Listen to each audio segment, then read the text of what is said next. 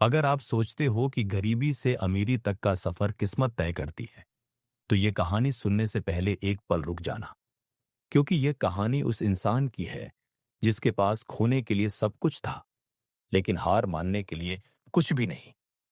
जिस दिन उसके पास खाने के लिए पूरी रोटी नहीं थी, उसी दिन उसने तय कर लिया था कि एक दिन वही लोग उसकी कहानी सुनकर हिम्मत पाएंगे, जो आज हालात से टूट चुके हैं।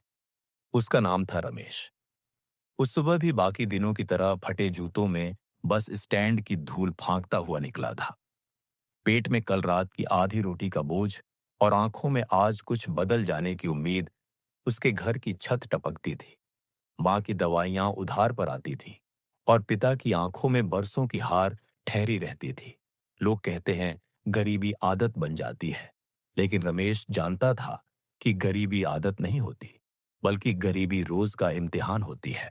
बस स्टैंड पर वह पानी की बोतलें बेचता, धूप में खड़ा रहता और हर मुसाफिर के चेहरे से यह समझने की कोशिश करता कि कौन खरीदेगा और कौन अनदेखा कर देगा।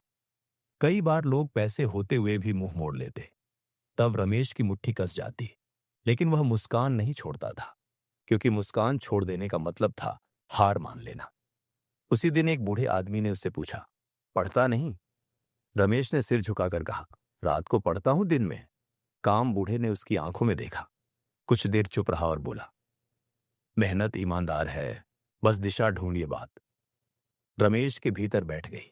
रात को टिमटिमाती बल्ब की रोशनी में वह पुरानी किताबें पढ़ता, शब्दों से दोस्ती करता और अपने सपनों को कागज एक पर उतारता।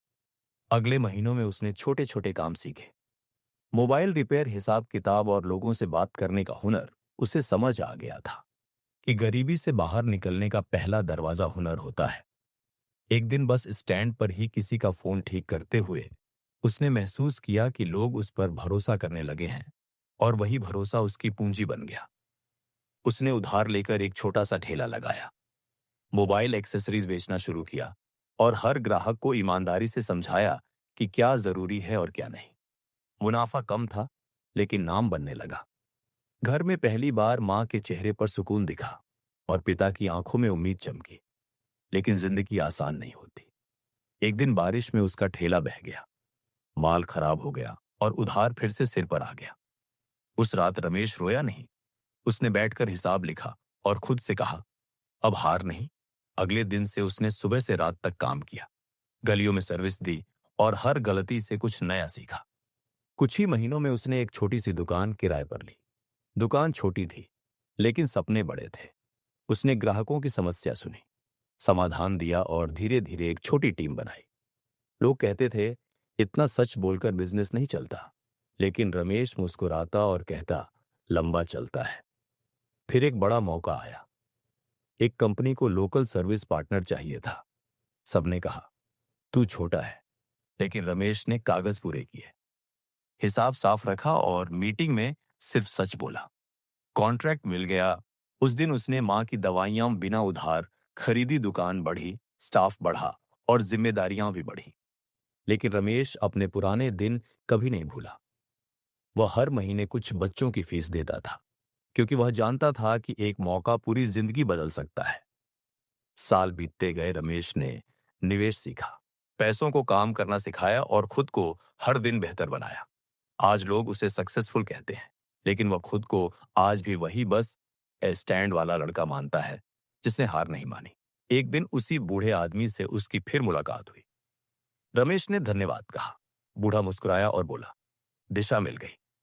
रमेश ने जवाब दिया, दिशा नहीं, हिम्मत। आज रमेश अमीर है, सिर्फ पैसों से नहीं, बल्कि भरोसे, सम्मान और संतोष से। उसने साबित कर दिया कि गरीबी अंत नहीं, बल्कि शुरुआत होती है, और जो इंसान मेहनत, ईमानदारी और सीखते रहने की आदत को साथ रखता है, उसकी कहानी एक दिन दूसरों की उम्मीद बन जाती है।